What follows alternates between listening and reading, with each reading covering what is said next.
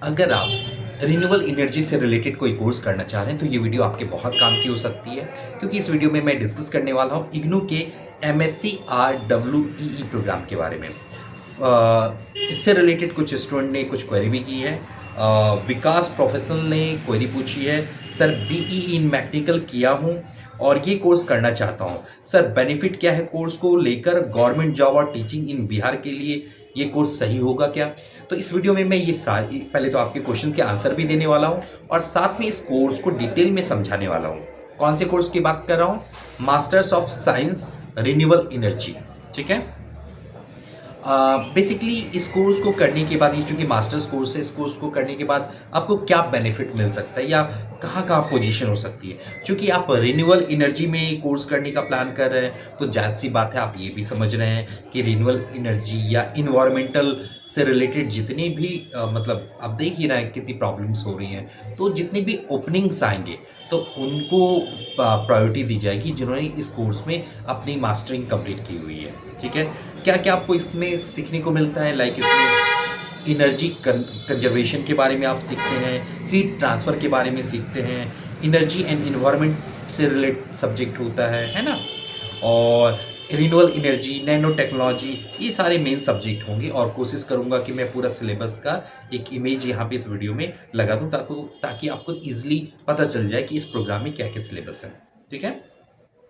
Nano technology होगा, energy storage से related आप रिसर्च कर सकते हैं फ्यूचर में, और इन्वायरमेंटल इम्पैक्ट से रिलेटेड आप कर सकते हैं। आर्टिफिशियल इंटेलिजेंस भी है, data science and big data से भी रिलेटेड स्टडी है इस पर्टिकुलर प्रोग्राम में।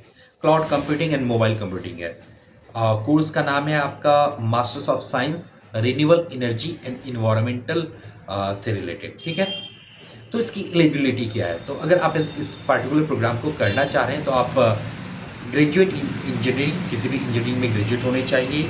साइंस हो सकता है, आर्किटेक्ट हो सकता है, या कंप्यूटर एप्लीकेशन हो सकता है, या वोकेशनल में बैचलर्स आपने किया होगा। ये सारी डिटेल्स आपके प्रोस्पेक्टस में मेंशन है। आप कहें तो मैं आपको स्क्रीन में मार्क भी कर दूंगा। ठीक है। मैं कोशिश करूंगा, प्रॉमिस नहीं कर रहा, मैं कोशिश करूंगा यहाँ साइड में वो स्क्रीन लगा दूँ। ठीक है। ये आपके वैसे प्रोस्पेक्टस में भी है। तो जो मेन सवाल था इस वीडियो को रिकॉर्ड करने का, स्टूडेंट है विकास प्रोफेशनल।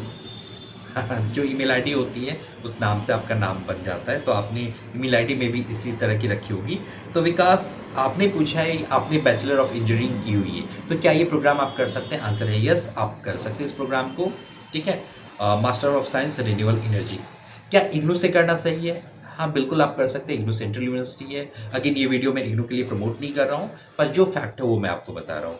इग्नू की फ़ी ऑल यूनिवर्सिटी से कंपेयर में कम होती है। अगर आप फी पॉइंट ऑफ व्यू को फोकस करते हैं या आप ऑलरेडी वर्किंग है, जॉब के साथ आप इस कोर्स को करना चाहते हैं तो IGNOU one of the best university होगी आपके लिए। अगर आप बिल्कुल फ्री हैं, आपके पास तसल्ली से टाइम है, तो फिर आप किसी रेगुलर यूनिवर्सिटी में कोर्स कर सकते हैं। ठीक है।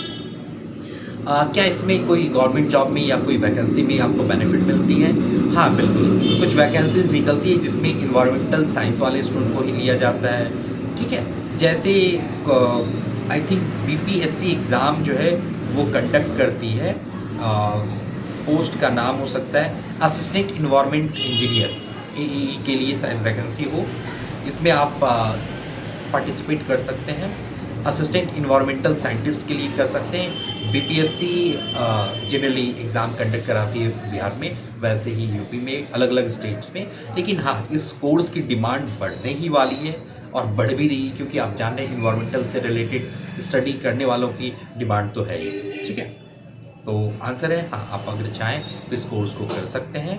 कंप्लीट सिलेबस की बात मैंने आपको बता दी, और अगर आप फ़ी स्ट्रक्चर भी जानना चाहेंगे तो मुझे फ़ी, एग्जैक्ट फ़ी मैं आपको बताता हूँ, एक सेकेंड। ये लगभग 12,000 रुपये, 12,500 रुपये पर ईयर लगता है, और टोटल कॉस्ट होने वाली है आपके इस प्रोग्राम की masters of science renewable energy and environment की लगभग 25,000 के आसपास। कुछ एक्स्ट्रा खर्च होने वाला है क्या? आंसर है यस। आपके कुछ एडमिशन फ़ी होती है, नॉमिनल फ़ी होती है 200 या 500 रुपये के आसपास एडमिशन फ़ी होंगी आपकी। एग्ज़ाम फ़ी होती है आपकी 200 अप्रॉक्स पर सब्जेक्ट होती है ना। तो ये कुछ एक्स्ट्रा कॉस्ट होगी। तो मेरे हिसाब से 25,000 के आसपास आपकी फ़ीस स्ट्रक्चर है पूरे 2 साल की, और नॉमिनल 5-6,000 रुपीज़ आपके खर्च हो सकते हैं। बाकी आप सारी डिटेल मेंशन है। तो ये एक नॉमिनल कॉस्ट में ये कोर्स किया जा सकता है, ठीक है ना। अगेन आपको ये चेक कर लेना है कि ये कोर्स आपके लिए कितना सूटेबल है, आप इसमें कितने इंटरेस्टेड हैं, क्योंकि इस प्रोग्राम में एक मैथमेटिक्स का भी सब्जेक्ट है। अगर आपको मैथमेटिक्स पसंद नहीं है, mathematics I think compulsory subject है, तो आपको इस बारे में सोचना है, ठीक है।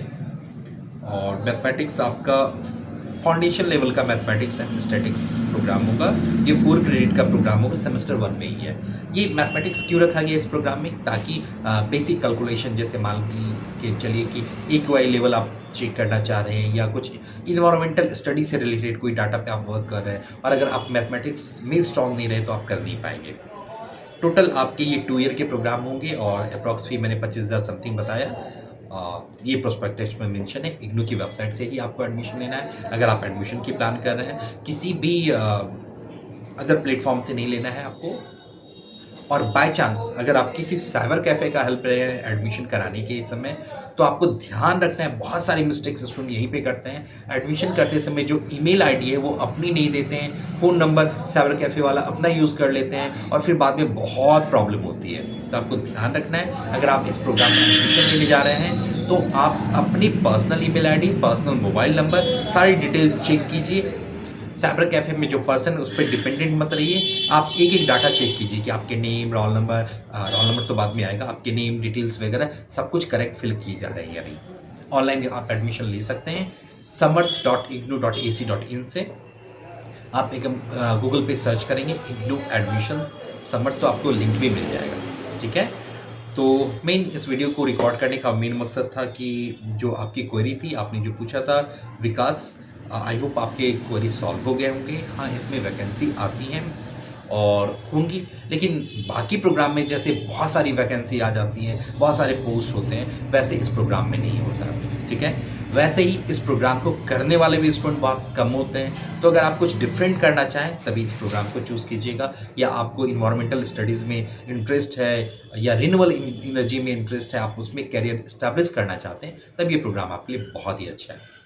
आई होप सारी डिटेल आपको क्लियर हो गई होंगी, और आप चाहे तो प्लान करके एडमिशन ले सकते हैं। अगर आपको कोई भी रिलेटेड कोई क्वेरी है आपके माइंड में, तो आप मुझे कमेंट कर सकते हैं, या आपको लगता है कि आपके साइनॉप्सिस और प्रोजेक्ट के लिए कोई सपोर्ट चाहिए, रिसर्च वर्क के लिए सपोर्ट चाहिए, तो भी आप मुझे कॉन्टैक्ट कर सकते हैं। मेरा व्हाट्सएप नंबर यहाँ मेंशन है, आप मुझे कॉल या व्हाट्सएप भी कर सकते हैं, ठीक है। आई होप सारी क्वेरी सॉल्व हो गई होंगी।